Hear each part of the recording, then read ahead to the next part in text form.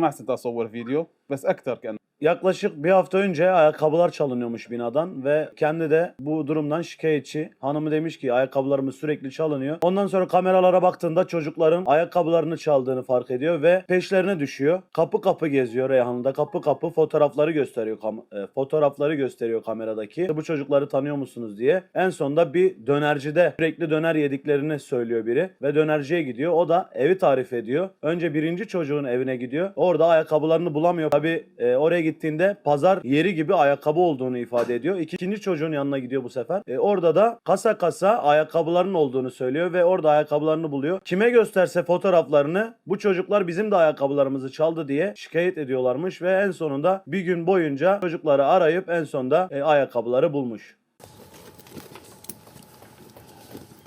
والله جديد الاستعمال صار له يوم.